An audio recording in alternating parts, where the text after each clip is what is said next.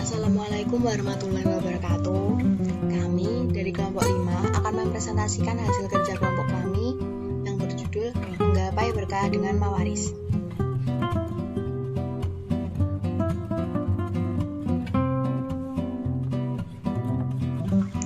Saya Alivia Bunga, absen 2, kelas 12 Pontianak.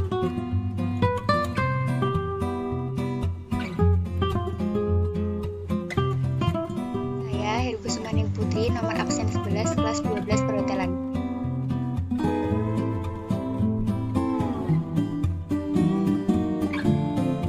Saya Rahma Putri Fatina Bila, nomor absen 20, kelas 12 Perhotelan.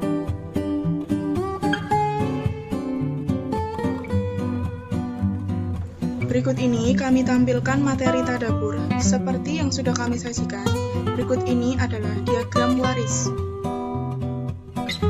Selanjutnya, kami tampilkan tabel bagan pembagian ahli waris. Wawasan Islami. 1. Pengertian ilmu mawaris. Istilah waris sebenarnya berasal dari bahasa Arab, yakni kata mirats.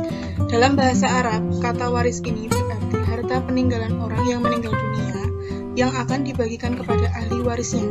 Ilmu yang berkaitan dengan masalah pewarisan disebut dengan ilmu mawaris yang lebih dikenal dengan istilah ilmu faraid. Sistem waris dalam Islam telah membawa beberapa pembaharuan, yaitu ketika para perempuan dan anak-anak telah diberi hak dan pembagian harta pusaka. Islam juga memberikan hak untuk mewarisi, baik dari keluarga lelaki maupun perempuan, dan memberikan harta pusaka kepada semua pihak dengan keluarga, baik tua atau muda, besar atau kecil, bahkan janin dan bayi dalam kandungan pun tidak luput dari hak waris yang diatur oleh Islam. 2. Ahli waris. Dalam ayat Al-Quran disebutkan beberapa penjelasan tentang pembagian jatah harta warisan bagi ahli waris. Di antara ayat yang memberikan hal tersebut adalah firman Allah SWT dalam surat An-Nisa ayat 11 dan 12. Kedua ayat di atas menerangkan secara panjang lebar tentang bagian-bagian yang diberikan kepada ibu, bapak, serta istri atau suami. Ayat 12 juga menerangkan bagian saudara kandung seibu, saudara lelaki atau perempuan. Bahkan kedua ayat tersebut sudah cukup jelas. Ilmu faraid juga bergantung pada penjelasan sunnah Rasulullah SAW. Berdasarkan Al-Quran, hadis, serta pendapat sahabat maupun para ulama, akhirnya dirumuskan pengetahuan tentang pembagian harta pusaka menurut Islam.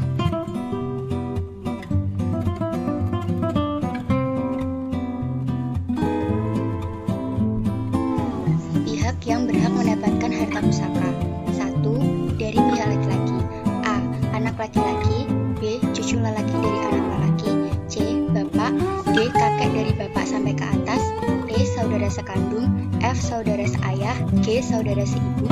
H. Anak lelaki dari saudara sekandung. I. Anak lelaki dari saudara seayah. J. Paman yang sekandung dengan ayah si mati. K. Paman yang seayah dengan ayah si mati.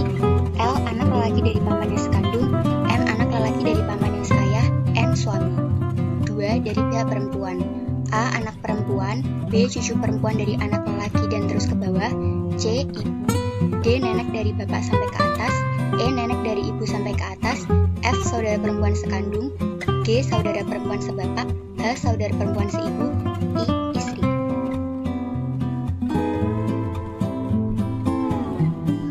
Pembagian warisan sebagai berikut. Jika semua unsur warisan di atas masih ada, yang berhak menerima harta pusaka hanya suami dan istri, ibu, bapak, anak lelaki, dan anak perempuan. Sementara yang lain tidak dapat mewarisi. Berdasarkan ayat-ayat di atas, dapat disimpulkan bahwa pada umumnya, ibu dan bapak mendapatkan 1/6 dari harta pusaka, istri mendapat 1/4 jika suami yang wafat tidak meninggalkan anak, dan 1/8 jika suami yang wafat meninggalkan anak.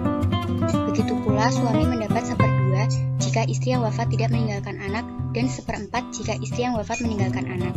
Sisa dari harta pusaka yang ada untuk anak-anak. Anak lelaki mendapat 2 kali bagian daripada anak perempuan. Kelompok ahli waris. 1. Zawil furud, yakni ahli waris yang jatah pembagiannya telah disebutkan dalam Al-Quran maupun hadis Rasulullah SAW. Adapun jumlah pembagian yang disebutkan dalam kedua sumber ajaran Islam itu adalah setengah, sepertiga, seperempat, seperenam, seperdelapan, dan 2/3.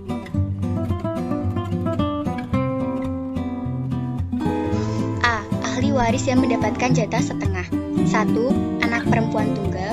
2. Cucu perempuan tunggal dari anak laki-laki. 3. Saudara perempuan tunggal sekandung jika tidak ada anak. 4. Saudara perempuan tunggal sebapak jika tidak ada anak. 5. Suami jika tidak ada anak atau cucu. B. Ahli waris yang mendapatkan jatah sepertiga. 1. Ibu jika tidak ada anak atau cucu. 2. Dua orang saudara perempuan atau lebih seibu jika tidak ada ayah dan anak. C.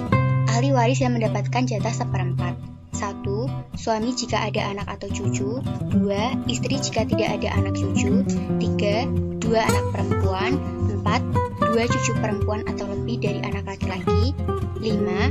2 saudara perempuan atau lebih sekandung jika tidak ada anak dan saudara laki.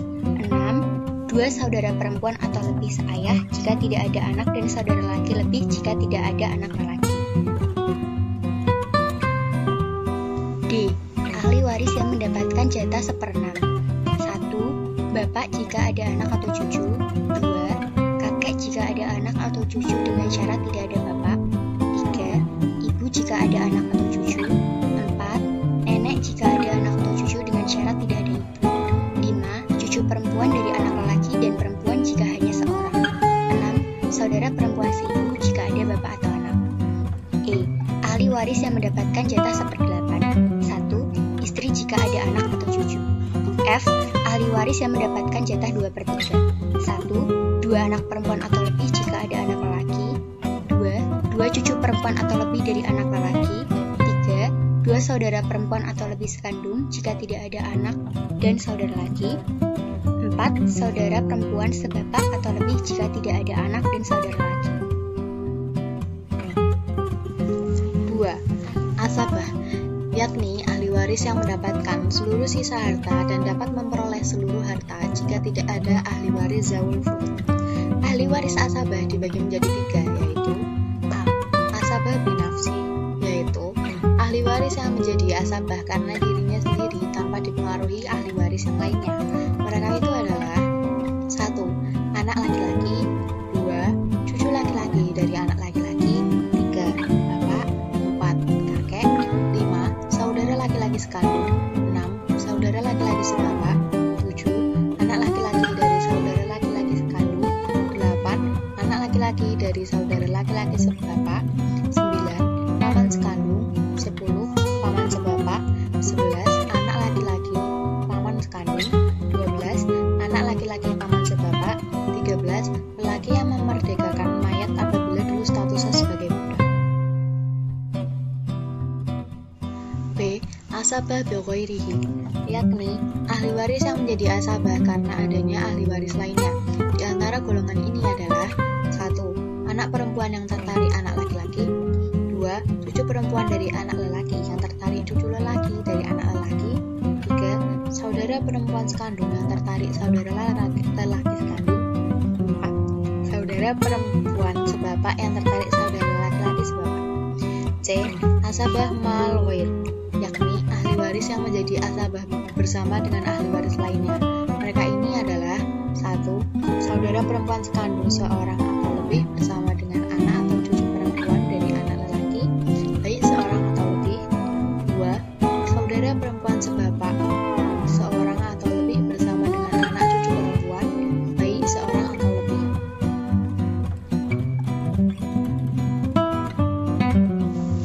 3. Ahli waris hajib dan mahjub. Ahli waris hajib adalah ahli waris yang dapat menghalangi ahli waris lain untuk tidak mendapatkan harta pusaka, baik secara keseluruhan hajib hirman maupun hanya sekedar mengurangi jatah pembagiannya hajib nuksan.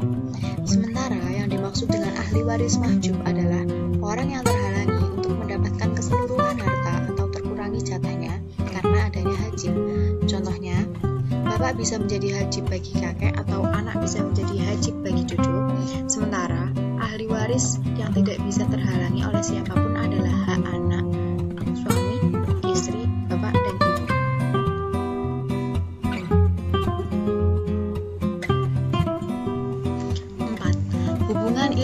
waris dengan hukum adat. Sebuah masyarakat biasanya ada yang memiliki hukum adat dalam memutuskan berbagai permasalahan yang terjadi di antara mereka, termasuk masalah pembagian harta pusaka. Islam termasuk agama yang menghargai hukum adat atau tradisi urf selama tidak bertentangan dengan kaidah hukum Islam. Sementara itu, hukum adat yang bertentangan dengan syariat harus dikesampingkan dan lebih mendahulukan aturan dalam Islam. 5. Hikmah hukum waris. Dari ketentuan syariat tentang hukum waris, ada beberapa hikmah yang bisa diambil bagi kaum muslimin. A. Menciptakan sikap tunduk dan patuh kepada ajaran Allah Subhanahu wa taala dan Rasulullah Shallallahu alaihi wasallam. B. Memperhatikan kesejahteraan ahli waris. C. Mendahulukan kepentingan mayit daripada yang masih hidup. D. Membentuk manusia untuk tidak rakus terhadap harta dan bisa bersikap adil. E. Mendidik manusia agar hidup hemat dan tidak menghambur-hamburkan amanah Allah berupa harta benda. Sekian dari kelompok kami, kurangnya mohon maaf. Wassalamualaikum